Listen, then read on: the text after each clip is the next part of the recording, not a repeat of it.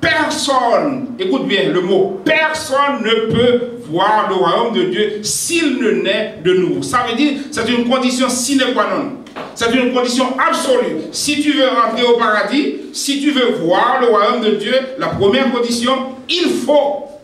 Quand quelqu'un te dit il faut, ça veut dire c'est une condition absolue. Il faut naître de nouveau. Donc maintenant, qu'est-ce que ça veut dire naître de nouveau? Dans ce cas qui concernait Nicodème, c'est que Nicodème était né physiquement, mais Nicodème n'avait jamais pris la décision de recevoir Jésus dans sa vie pour être né de nouveau. Verset 4 dit, Nicodème dit à Jésus, mais écoute Jésus, écoute là, tu me niaises là. Comment est-ce que quelqu'un comme moi, Nicodème, un homme vieux, tu me demandes d'être né de nouveau? Est-ce que moi je dois retourner dans le ventre de ma mère et naître une deuxième fois? Écoute Jésus là. Sois sérieux. À mon âge, là, tu penses que je devais rentrer dans le ventre de ma mère pour naître encore une fois?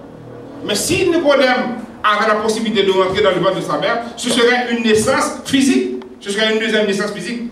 Mais ce n'est pas de cette question que Jésus parle. Il parle de nouvelle naissance spirituelle. Le verset 5 nous dit, au verset 5.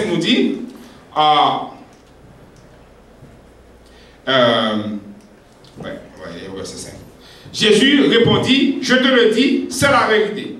Je m'en parle là. Je dis, écoute là, je te dis la vérité. Si tu veux aller au paradis, si tu veux voir le royaume de Dieu, il faut que tu naisses de nouveau.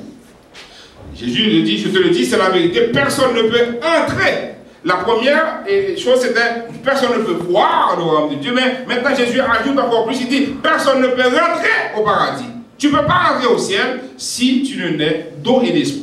Le terme naître d'eau et d'esprit, c'est comme quand tu donnes ta vie à Christ, tu reçois Jésus-Christ, c'est comme il y a un lavage, une purification de tes péchés que Dieu fait.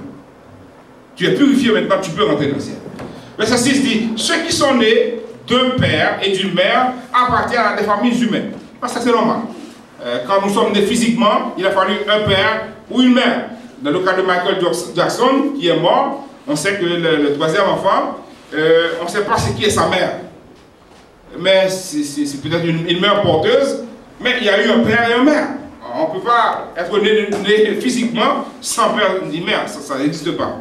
Donc Jésus dit que ceux qui sont nés d'un père et d'une mère appartiennent à des familles, la famille des humains. C'est normal.